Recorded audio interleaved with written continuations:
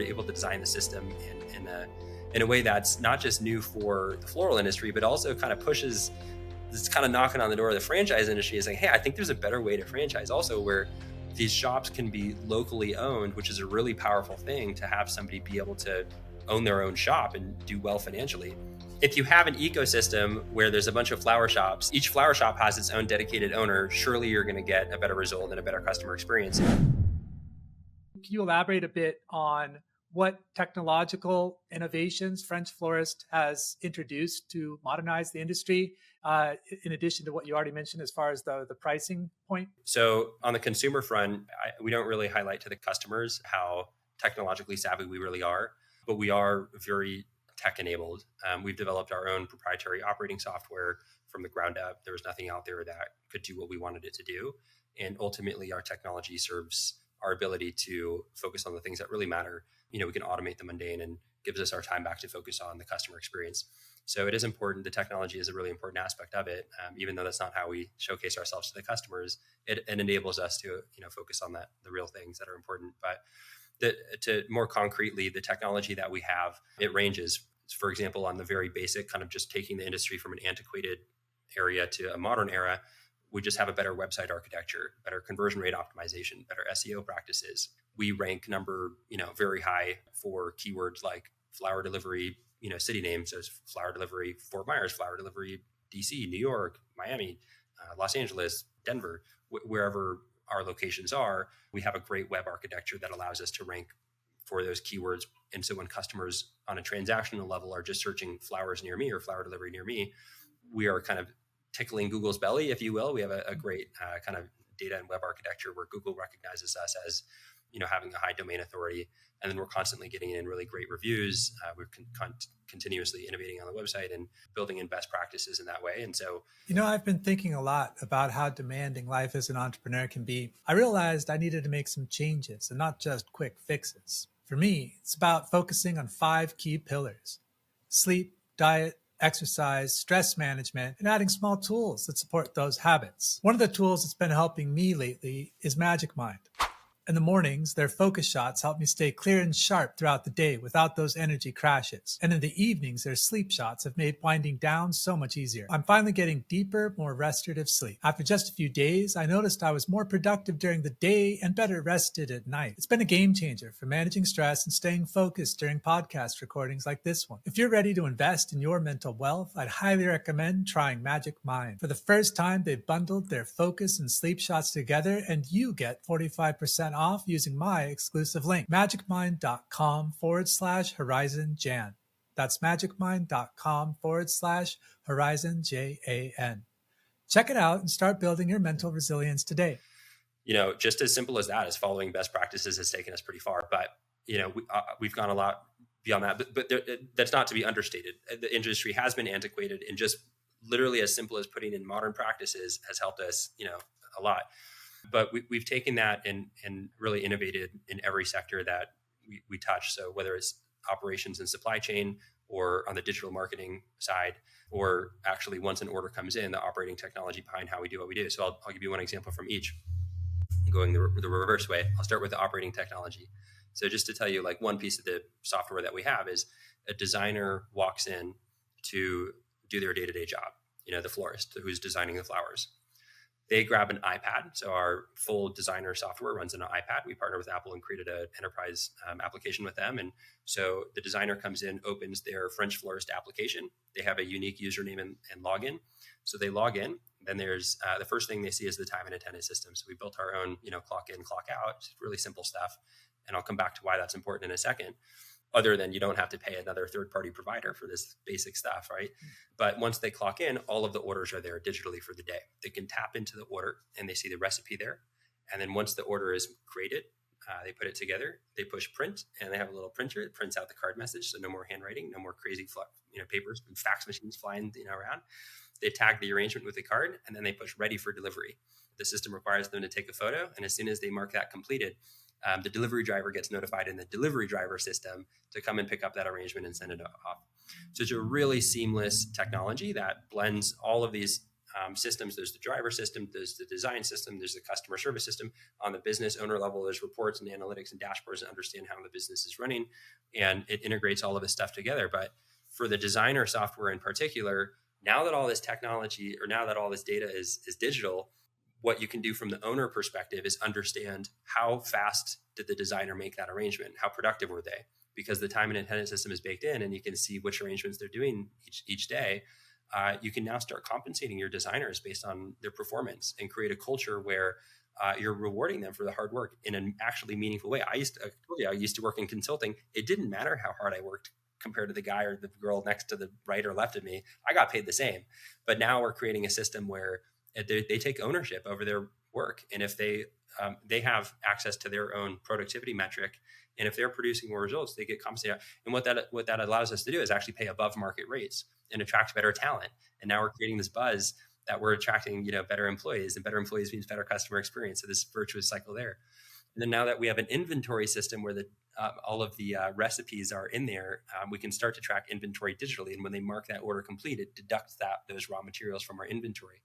And now we can have predictive analytics where it's like we understand what customers are ordering and we can forecast what they're going to order. So now we can eliminate waste and all these other really cool things by having this data digital, and like putting a layer of AI on top of the system as well to help us run our operations in a way that's really seamless and easy. The iPad application is you or anybody could pick up the application and understand how it works, and there is no training required. It's very intuitive to use. So it's been important. How we built it is make sure it's very user friendly. And then other ways that we've innovated is, look, it's expensive to acquire a customer. What about acquiring them? So we have a handwritten robot or a robot that handwrites cards. It's virtually indistinguishable from human handwriting. And it says, "Hey, David, I saw that you ordered an arrangement for Michael for his birthday yesterday, or maybe two days ago, right? Because the mail takes a couple of days. And I just wanted to say a moment of thanks for that's such a meaningful gift. And from us to you, thank you for choosing French Florist. By the way, part of your order goes to a foundation, Little Miracles, that helps orphans and orphanages in need." And we send that out in the mail to you, and then we start to develop this emotional connection with the customer, where they start to become a lifelong client. And so, anyways, it's just these little things where we can integrate technology in a really meaningful way. It's not over-engineered because we're in a business with flowers and it's visual and it's emotional and there's meaning. So we don't need to have technology get in the way of that, but it can enable us to focus on those types of things a little bit more. So, all of those things, it allows us to, we're really good at generating orders and getting demand into our shops. We're really good at, once we have the privilege of having that order, treating that customer really, really well and having this be the best experience they've ever had buying flowers. So they come back to us and creating customer loyalty. And then we're really good at the supply chain aspect of it. We work with directly with the best farms in the world. We import all of our hard goods from the best manufacturers in the world as well. We don't go through middlemen and wholesalers, so we're getting lower prices at higher quality goods. And then lastly, we're really good at the operational technology side. So yeah, it's a little bit of differentiation on like what makes it special. Very cool. Thank you for sharing that and walking us through that. That's really interesting. Franchising is a new chapter for French Florist, as I understand. What inspired this move, and what kind of partners are you looking for to expand nationwide? So why franchise? I think it's a great question.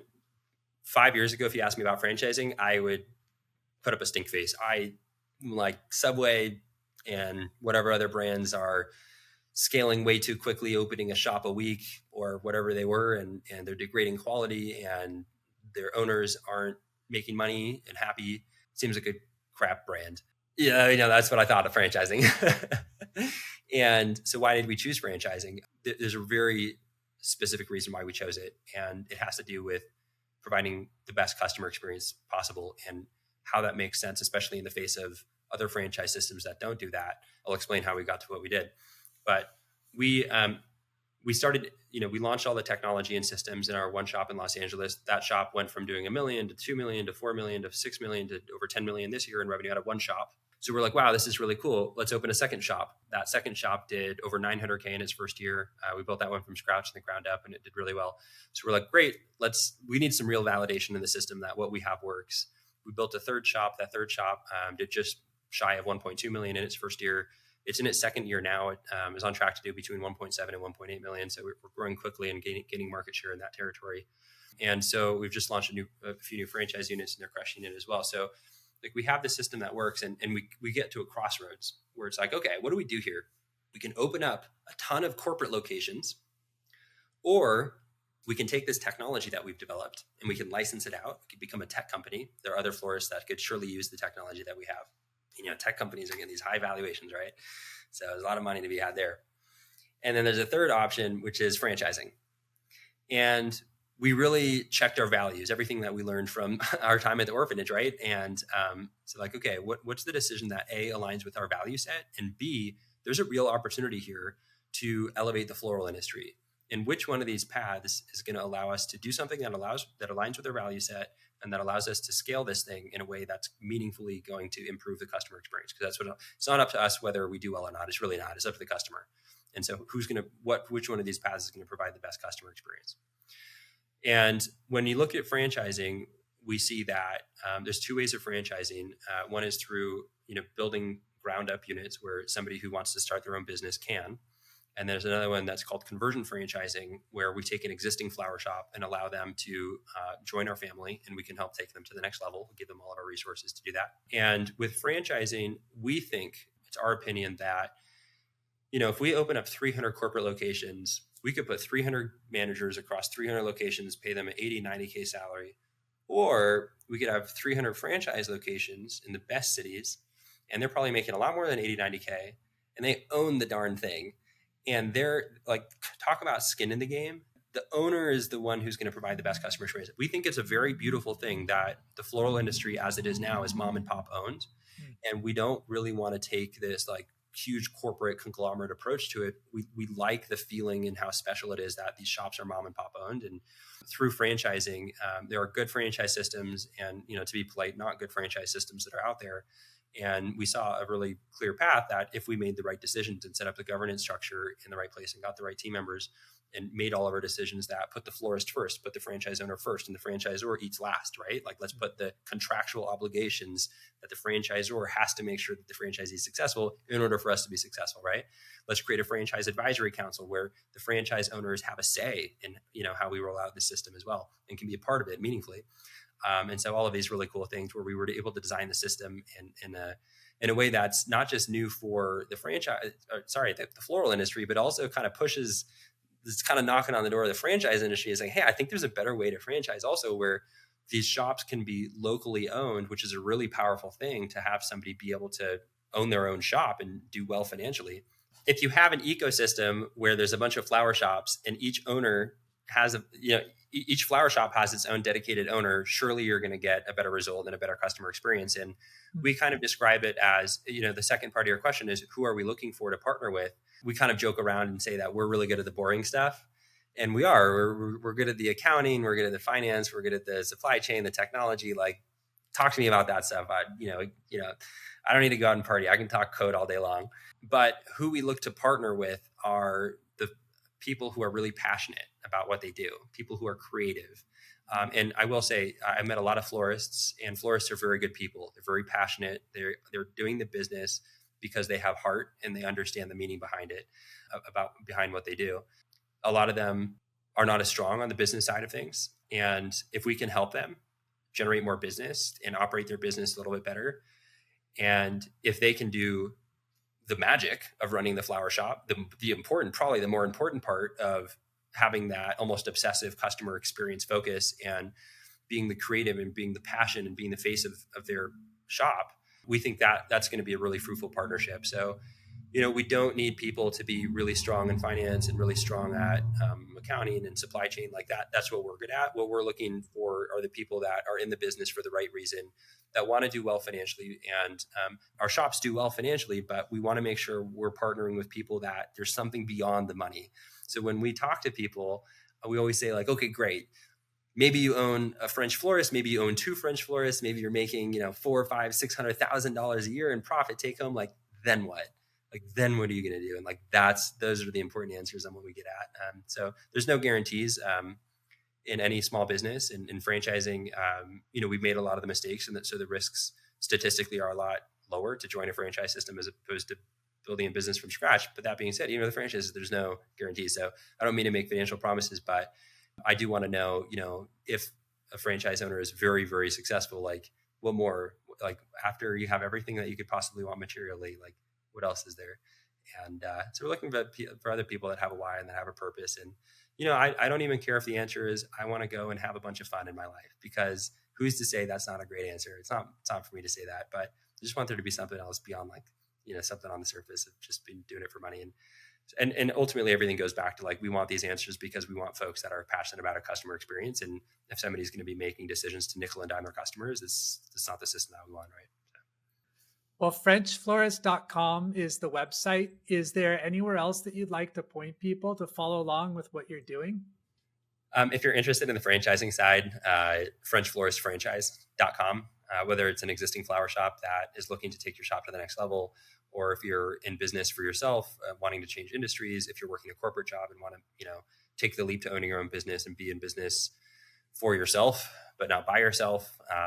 Those are the folks that we like to work with as well, and to be, work with a great team. So, check out our website. And then personally, if you ever want to get in contact with me, always happy to have a conversation. It's the most fun part of my job. My email is michael@frenchflorist.com. Well, Michael, thank you for talking to us today. You have an amazing story, and it's just getting started. So best of luck with the future. Awesome, David. Yeah, hopefully you'll have us back in a year or two and we'll give you some updates. Love to.